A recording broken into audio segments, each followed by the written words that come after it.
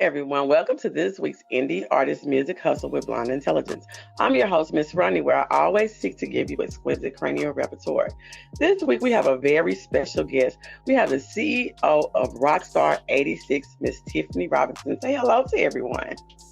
Hello, world. How are y'all? We're doing fine over here in this neck of the woods. So what we're going to do is we're going to start out with letting you take over and tell everyone a little bit about yourself. Well, I'm Tiffany Robinson, mostly known as Tiff Marie, Rockstar 86. I am just a happy spirit to be on this earth. I have been into the fashion industry since 2013. Oh my God, I have been some of everywhere. We're headed to Georgia in May. This month we're going to Houston. Next month is Los Angeles, California. We're just ready. We're here and we're ready. Okay. So tell me, what made you get into fashion designing initially? Um, well, it was my dreams as a little girl. I've always had dreams about, I used to see myself actually on a runway. I didn't know if I was a model. I didn't know if I was a designer. But by the time I was 8 years old, it was quite clear. I used to play in my mom's dresses, and one day I ended up ripping one of her contour dresses. And when I ripped it, I'm 7 years old at the time, so I'm not knowing, hey, it's a purple velvet dress, use purple thread, right? I went and used red thread, but I sewed it up. My mom would have never known, and she told me she would have never known had I not used red thread. So I knew then, if I could sneak and get that back in the closet without her knowing, hey, girl, I can do it. So tell me about some of your signature pieces. Oh, wow. I would say one of my favorite pieces made CIE Fashion Magazine spread cover. It was a two-piece gold suit worn by Maisha from Houston, and it was just very spectacular. It was very special to me because that was one of those pieces that kind of highlighted my career as a designer. Meeting Raven Wilson, just being at the shoot with her being a creative director, and it blew her out the water. So I really knew then that, like I told you, that was one of my favorite pieces, and it's like 100 more. So, and I'm always creating. So, Okay. So I know in the beginning you was telling me a little bit about some of your upcoming events and some of your past events. I met you through the event Overnight Celebrity. So tell me, what made you come up with that concept, and how do you come up with a concept for any other fashion show that you design? Well, as I told you, for one, I do believe in God, and He brings all kinds of great visions to my life, Ronnie. I can't take credit for anything that I haven't done myself. I pray about everything, and most of the time it comes to me in a dream, and from that dream I write it down, and God said to write it down on paper and make it plain for Him to see it. That's what I'm doing, girl. I mean, that's how Rockstar 86 got started. Also, my daughter's brand, Dream Diamonds Incorporated, it was all from a dream. I had dreams about diamonds, and I kept trying to figure out where the diamonds were coming from. And I was like, it must be the girls. And we started working together, and they're internationally published as well. I mean, I'm very proud of what we're doing. It's the route we chose, so yeah. So what was the last event that you've done? Oh wow. Last summer we were on a fashion tour. We did Acadiana Fashion Week, which was bananas. I kinda like really showed out there. To my own horn. But we did mostly all the fashion weeks last summer. We really slowed up due to the COVID I was going to issue. ask you about that. Yeah, we slowed up due to the COVID issue. Me and my children actually ended up catching COVID. We don't know where. We don't know if it came from Missouri. We don't know if it came from the events in Arkansas. We don't know if it came from Louisiana. That's how much we were moving around. So we really don't know where it came from, but we're glad that we passed that stone. And girl, we're ready to keep kicking. We are ready. But one of the things that we did leave out in the introduction that I want to touch back around now, I want you to tell everybody where you're from and tell me, how do you set the trend for fashion where you are? Well, I'm from Shreveport, Louisiana. Most people call it Ratchet City. Okay. And just I think just reaching out to the children, just teaching them, how to do something different. I spend a lot of my time with the children of Shreveport, uh, pretty much anywhere, but mostly, we're doing something, and I'm investing a lot in the children because I feel like they're the future, and someone has to do it. So if I have to make a whole bunch of community leaders, I'm with that. If I have to make a whole bunch of fashion designers, braiders, entrepreneurs, sewers, whatever it is they love the most about me, I'm for it, and I'm definitely looking forward to just opening an outreach center at some point and just having that form for after school tutoring to save them off the streets, basketball, homework, whatever, just I'm really looking forward to it. Okay. I know that you mentioned a little bit ago about your daughters being designers. Are they designers together, or are there two separate designers alone? Well, Talia is more of the sewer. She's really the designer of the two of them. I have to give you the honest to God truth. She has been sewing since she was 7 years old. I'm really proud of my baby. She's a scholar, on every level from school, just everything she does. She braids. She's just a great big sister overall. Tiana's more of the jewelry maker. She's more the promoter, the superstar behind the crew, and she's just really the face of the company. Tiana is very hands-on. She's learning to sew, but I think she's gonna stick with jewelry for a while. Okay. So tell me this: I know you spoke about COVID a little bit. How did COVID take you totally by surprise? What were you going to do and realize that you couldn't do it anymore pertaining to going to your fashion shows? Oh wow! So how did it didn't stop you? I know it didn't stop you. How did it slow you down? Well, it did kind of stop me, and it did slow me down a lot. I feel like over the past 2 years, just not just me, it's a lot of fashion designers that I feel like would be in retail had we had that 2 year stretch to keep working, and more retailers will come to shows or whatnot, or it's as a fashion designer, it's not easy at all, to have your brand plastered everywhere, and that's our goal. Most of us want to be nationwide retailers like myself. I want to be a retailer for everywhere. I don't want to just be a local designer. So I would say that it slowed us down by getting into retail stores, and also if you don't have websites and stuff, it made it really hard for us as designers. So, yeah. Okay, so I want to ask you this question. In the media, there has been several stories of smaller designers getting their designs stole by either celebrities or bigger name designers. What do you do to safeguard yourself against that, and how do you really feel about that? Oh wow. That has happened to me before. I don't want to speak on which designer, the location or anything, but let's just say It's a learning experience for one. It teaches you to not trust everybody for one, when you're trying to build a foundation for your brand.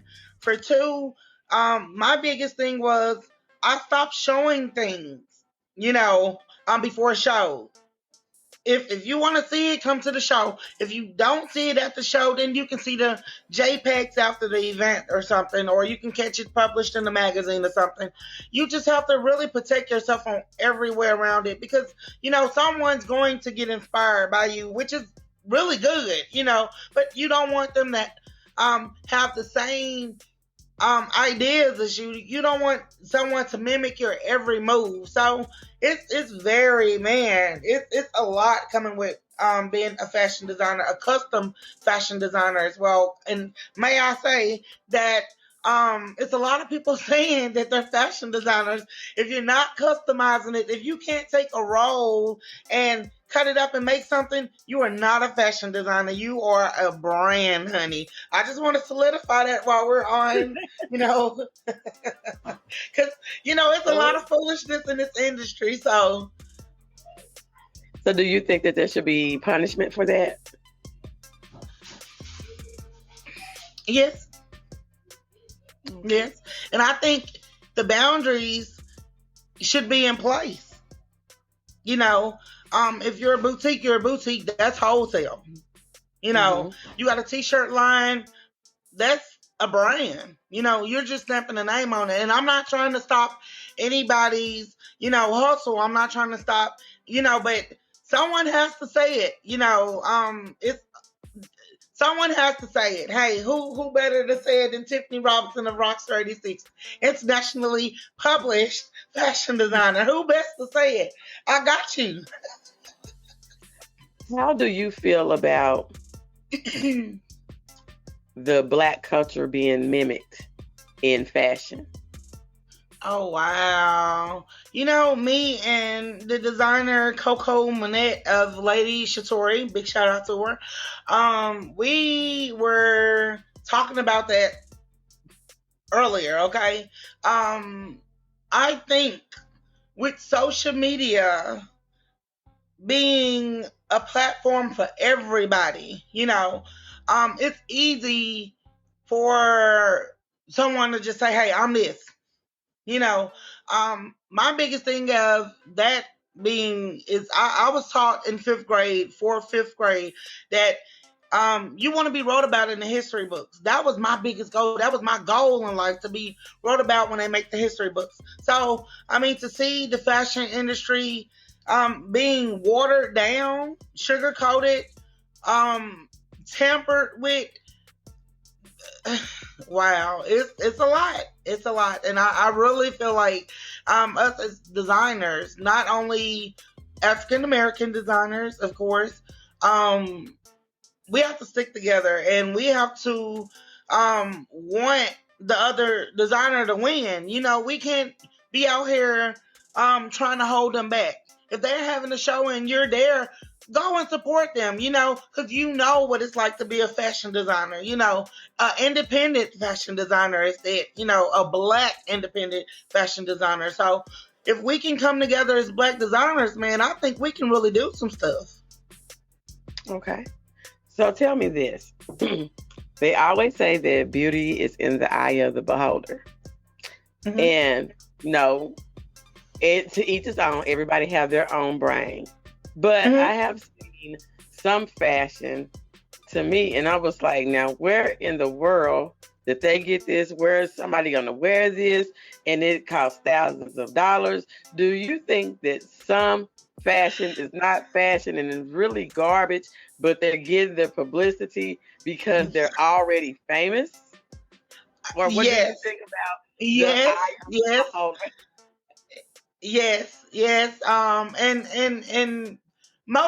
This is what I can say. I've spoken about this before on numerous of interviews. I feel like if you are a creator of anything, like you're a creator, you're a host, you do your thing, you do art, Everything you do, from me, hair, me, clothing, it's art. It's art. Fashion is art. And that's, oh my God. I think if I interviewed or asked 100 fashion designers what they love the most about fashion, they would say the creativity of it. I mean, it's really art. At this upcoming fashion show in May, I'm really ready to I'm really ready to show another side of me. I'm really ready. I'm excited. I'm eager. We have really been working hard, and I would love to show you what I mean about fashion as art. But some stuff is not wearable. So I get you. So tell me this. How do you go through your process of picking out models in your show? oh wow. Oh wow. Oh wow. And I can't speak from experience because we just got past a casting call and we have literally been looking over 200 different application submissions from different models. It was very hard, very, very, very hard to narrow it down. And of course, with the COVID restrictions, you have to be mindful of the designers and the crowd and everything and everybody that participates with the show. So we had to narrow it down to 20 models out of 200 submissions. I don't think I slept in days. So we actually look for the models that represent every brand on a certain level. Someone that's very versatile. Ethic does not matter. We have every ethic in the show. We really look for someone who's very versatile. You can do couture, but you can do fashion, high fashion. You can do swimsuits. You can do lingerie. We look for people that's very versatile. It's not really about the looks, or the size, So, and age doesn't play a big role in fashion either. I just want to add. Okay, I asked that question because I think back to watching America's Next Top Model and how they would go through the process and how they would tell people that they were eliminated and how it was an issue if you felt emotional, if you were eliminated and all of that. So tell me, that brings me to my next question. How do you deal with models? Because I asked artists this too, and I'm going to get into how this ties into music. But how do you deal with models that have the perfect size? They fit the clothes like a glove. I mean, everything is great except for the attitude. What do you do in that situation, and what advice would you give to somebody else? Well, one thing I can say is a bad apple don't roll far from the tree. So most producers, okay, when you notice something's not going well with a certain someone or something, or you see a certain something, the best thing is to remove them. And one thing I can tell you about, from designers to models, artists, anything, if you are not bookable, then you kill yourself with your career. I mean, it's no career if people can't book you, if people can't work with you, if people can't criticize you, if people can't, like I said, you have to be versatile, and that's mentally, physically, emotionally. You have to be versatile in this industry. You have to be versatile because, like you say, sometimes you might go to a fashion show and they have you wearing a bow tie and bells. How are you going to deal with that? You have to be so strong mentally that you can deal with anything that comes to you in this fashion industry, music industry. I know a lot of musicians. This stuff is not for the weak. It's not for the weak. Trust me. So get it together if you plan on having a career in the fashion or the music industry, because like I said, it takes a lot of hard work. You have to invest in yourself. Listen to me. You have to invest in yourself. If you don't, like I said, you will not have a career, okay? You will not. Okay. So my next question is, I have heard stories of celebrities wanting to wear some fashion designers' clothes, or some fashion designers wanting some celebrities to wear their clothes, but the celebrities at points in time feel like they don't have to pay for the piece. So I want you to tell everyone the preparation that goes into designing a piece, even if you're not designing it for anybody in particular, and why the designer deserves to be paid for their piece. Well, for one, the material. Okay. People don't take in account that you're using your electricity, to see, to sew. You're using your gas to go and get the fabric, needle, thread. You have to fit them, which takes time out. Hey, I can be cooking a meal, you have to still sketch and design the piece.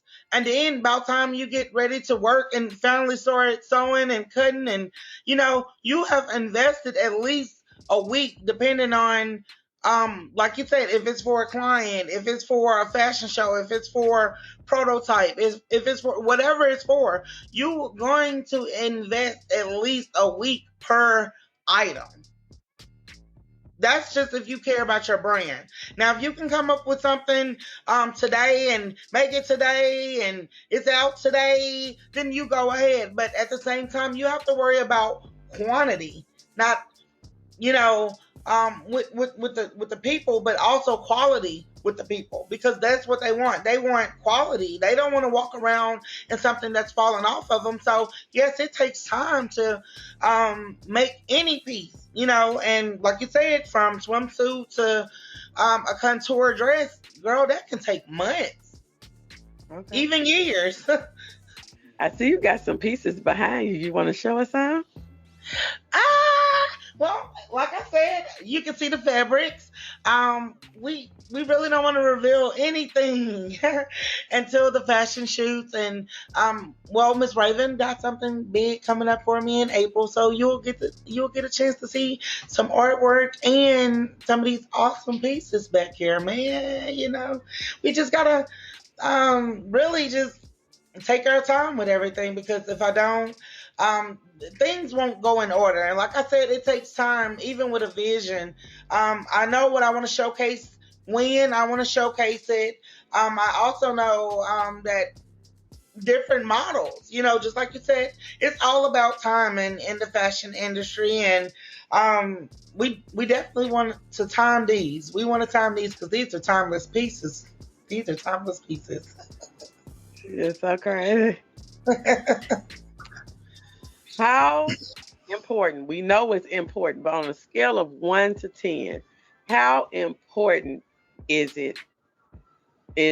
fashion to a music video? Oh wow! I'm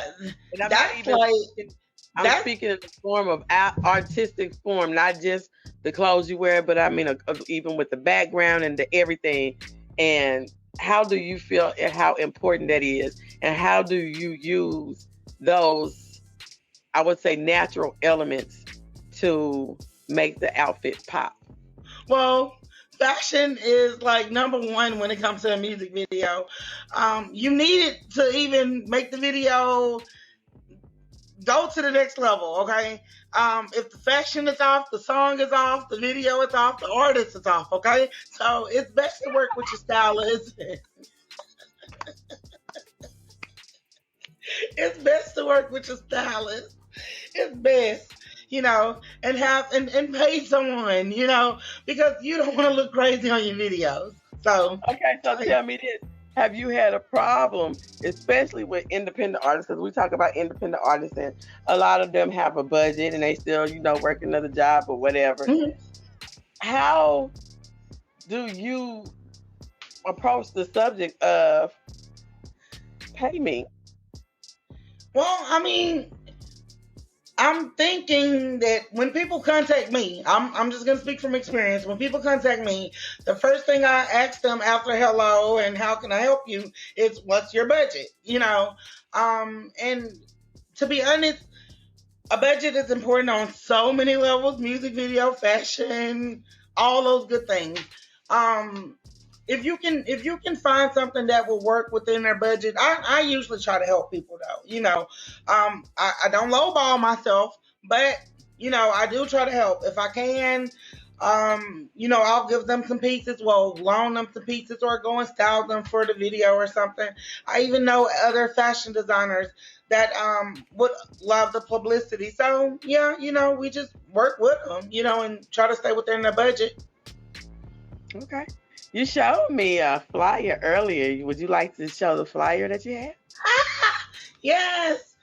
May 5th, 6th, and 7th, come see us for International Independent Designers Fashion and Art Week. We'll be in Douglasville. Where's Douglasville? Georgia. Douglasville, Georgia, people. All right. Well, I thank you for coming. It was very enjoyable talking to you. I need you to give everybody your social media handle, where they can find you, where they can find your pieces at, if they need something custom done, anything about Rockstar 86 and Tiffany Robinson. Okay. Y'all just follow me on TikTok. Just type in Rockstar 86 and baby, everything's going to pop up. I'm telling you, Facebook, Instagram, at Bossy and Sexy. Follow me and I follow back. Boo, boo, boo. All right, y'all heard her. Y'all can find us everywhere on all podcasting platforms. You can find the video now on podcasts for Spotify. Don't forget to come to International Designers Fashion and Art Week. It's going to be in Douglasville, Georgia on, what's the date again? May 5th, 6th, 7th of 2022. Hosted by your girl, MJ, baby. Hosted by the girl, MJ. Y'all don't forget to subscribe, like, and share, because that's what moves the logarithms, and get out and support our Black people. Bye. Bye.